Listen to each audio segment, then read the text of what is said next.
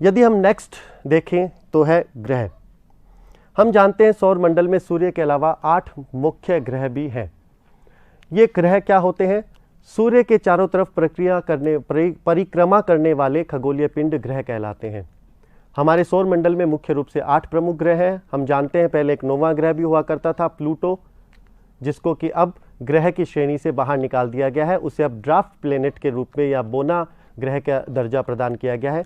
तो वर्तमान में 8 प्रमुख ग्रह जो हैं वो सौर मंडल के सदस्य हैं।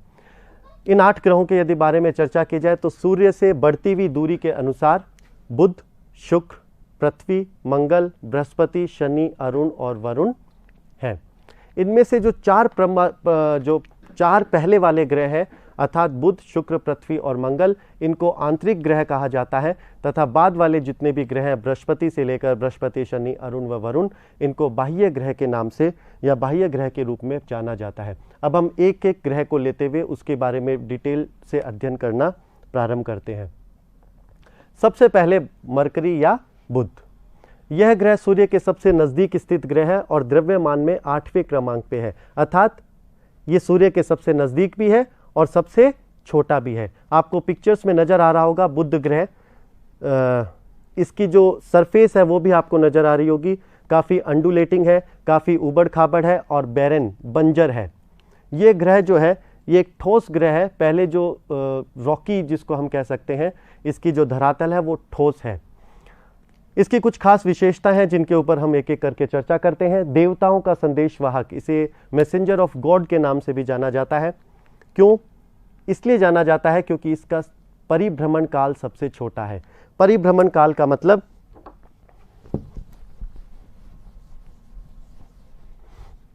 अगर ये हमारा सूर्य है तो बुध ग्रह की कक्षा यहां पर हुई, क्योंकि ये सबसे सूर्य के नजदीक है, इसलिए ये परिभ्रमण का मतलब अपने स्थान से स्टार्ट होकर सूर्य की पूरी परिक्रमा करते हुए वापस उसी स्थान पर पहुंचने पर लगने वाला समय परिभ्रमण काल कहलाता है। तो ये परिभ्रमण काल जो है वो बुध का सबसे कम है, 88 डेज। इसका मतलब 88 दिन में ही ये अपने पूरा सूर्य के चारों तरफ एक चक्कर लगा लेता है। इसका मतलब पृथ्वी के सापेक्ष देखा जाए तो सूर्य का जो बुध ग्रह जो है उसका एक वर्ष कितने दिन का हुआ? 88 दिन का। 88 डेज जो है वो ही सूर्य के बुध के लिए एक वर्ष के बराबर होता है, क्योंकि उस 86 दिन के अंदर ही वो अपना पूरा एक चक्कर लगा लेता है।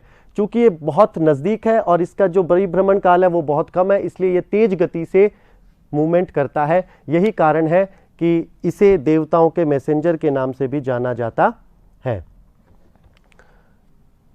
ये ग्रह सूर्य के इतना नज़दीक है और इतना छोटा है कि ये सामान्य रूप से हमें नज़र नहीं आता। केवल सूर्योदय एवं सूर्यास्त के समय ही यह ग्रह हमें नज़र आता है, क्योंकि बाकी समय ये सूर्य का तापमान इतना अधिक है कि सूर्य के पीछे ये छिपा रहता है। उसके सूर्य की जो सौर विकिरण का उत्सर्जन इतना तीव्र गति से है कि हमें नज़र नहीं आता। सूर्यास्त और सूर्योदय के समय जब सौर विकिरण जो है उनकी मात्रा सापेक्ष रूप से हमें जो है वो कम प्रतीत होती है, ऐसी स्थिति में ये निकल आता है। इसलिए इसे सूर्योदय का तारा और कभी कभी सूर्यास्त का तारा भी कहा जाता रहा है। देखिए यहाँ पर इंपॉर्टेंट चीज़ है, बुध कोई तारा नहीं है बल्कि एक ग्रह है, लेकिन चूंकि पहले इस बारे में ज़्यादा जानकारी नहीं थी इसलिए लंबे समय से इसको तारा ही माना गया। और चूंकि ये तारा केवल सूर्यास्त और सूर्योदय के समय ही दिखाई देता था, इसलिए इसका नाम सूर्योदय का तारा या सूर्यास्त के तारे के रूप में भी इसे जाना जाता है। ये तारा ना होकर बल्कि वस्तुतः ग्रह है। यहाँ पर जो अंतर है ग्रह और तारा का वो भी हम स्पष्ट कर लेते हैं। देखिए, हमने तारे के बारे में कहा था, तारा जो होता है उसकी स्वयं की ऊर्जा होती है, वह स्वयं नाभिकीय संलयन की प्रक्रिया के द्वारा ऊष्मा उत्पन्न करता है, उसका उत्सर्जन करता है, जिसकी वजह से तारा सदैव चमकीला या चमकदार नजर आता है। इसके विपरीत ग्रह जो है ये वह खगोलीय पिंड होता है जो तारे के चारों तरफ परिक्रमा करते हैं और साथ ही इनकी स्वयं की कोई ऊर्जा का स्रोत नहीं होता। यदि हमें कोई ग्रह चमकता हुआ नजर आता है तो वो केवल इस वजह से नजर आता है कि कोई तारा जो है उससे निकलने वाली ऊर्जा या उससे निकलने वाला प्रकाश इस ग्रह पे गिरता है और उसका रिफ्लेक्शन, परावर्तन हमारे पास पहुंचता है, तो ये हमें चमकता हुआ नजर आएगा। अन्यथा उस ग्रह स्वयं का कोई प्रकाश का स्रोत नहीं होता। बुध ग्रह पर वायुमंडल लगभग अनुपस्थित पाया जाता है। जो बुध ग्रह है उस पर वायुमंडल अब्सेंट होता है, लगभग अब्सेंट होता है। इसके पीछे कारण क्या है? देखिए, हम जानते हैं अगर ये कोई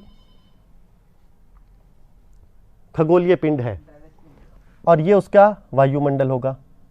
वायुमंडल उस खगोलीय ग्रह के चारों तरफ क्यों पाया जाता है? क्योंकि प्रत्येक खगोलीय ग्रह जो है उसका कुछ ना कुछ गुरुत्वाकर्षण बल होता है जो उसके ऊपर चारों तरफ की जो गैस या वायु जो है उसे अपनी तरफ आकर्षित करता रहता है, अन्यथा ये वायु जो है वो अंतरिक्ष में एस्केप कर जाएगी, उड़ जाएगी। चूंकि बुध स्वयं इतना छोटा ग्रह है और जो ग्रह जितना छोटा होगा आकार में उसकी गुरुत्वाकर्षण शक्ति उतनी ही कम होती है, ये हम जानते हैं। इसलिए बुध पहली बात तो बहुत छोटा सा ग्रह है, इसलिए इसका आकार इतना बड़ा नहीं है कि इसकी गुरुत्वाकर्षण शक्ति बहुत ज़्यादा रहे जो एक वायुमंडल को सपोर्ट कर सके। साथ ही साथ ये सूर्य के सबसे निकट भी है, इसलिए सूर्य से निकलने वाली सौर पवनों और सौर विकिरणों से सबसे ज़्यादा प्रभावित होता है। और हम जानते हैं सौर विकिरण और सौर पवनें जो है ये, और साथ ही साथ सूर्य की गुरुत्वाकर्षण शक्ति, ये दोनों ही इस वायुमंडल को अपनी तरफ आकर्षित कर लेती हैं और इसके कारण सूर्य जो है वो वायुमंडल, बुध जो है वो वायुमंडल विहीन है। बुध ग्रह के साथ एक और बहुत विशिष्ट तथ्य जुड़ा हुआ है, वो है इसके तापमान में, इसके सतही तापमान में अत्यधिक विभिन्नता। देखिए दो चीजें यहां पर आपके सामने स्पष्ट हो गई। पहली बात कि जो बुध ग्रह है ये सूर्य के सबसे निकट स्थित है और हम जानते हैं पूरे सौरमंडल में ऊर्जा का स्रोत क्या है? सूर्य।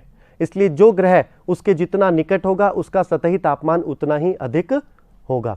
लेकिन यहां पर जो मुख्य तथ्य आपको नजर आ रहा है वो क्या है कि अत्यधिक विभिन्नता पाई जाती है। यदि तापमान अधिक या उच्च रहता सदैव तो कोई प्रॉब्लम नहीं थी, यहां पर तापमान में विभिन्नता कैसे पाई जाती है?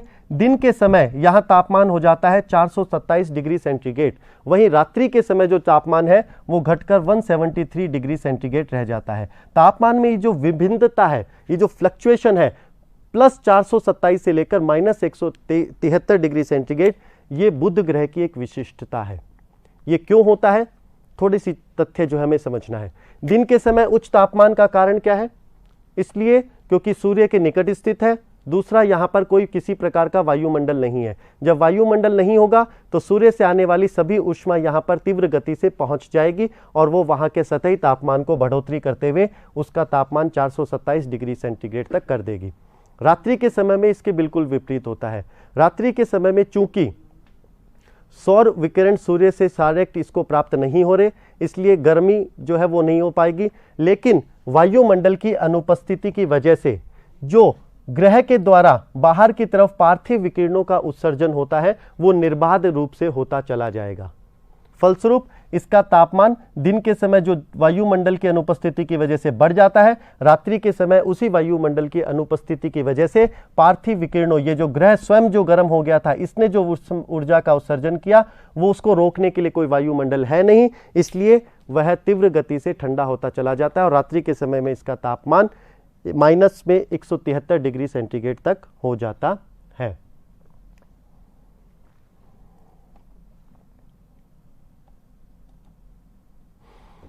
इसके जो कुछ सामान्य तथ्य हैं उनके बारे में हम चर्चा करते हैं। इसका जो औसत तापमान है 179 डिग्री सेंटीग्रेड है, लेकिन हम जानते हैं तापमान में अत्यधिक विभिन्नता पाई जाती है। सर्वाधिक तापमान दिन में 427 तक और उसी रात्रि को एक ही दिन में रात्रि में तापमान माइनस 173 डिग्री सेंटीग्रेड हो जाता है। हमने देखा है कि इसका परिभ्रमण काल सबसे छोटा है 88 दिन 88 डेज।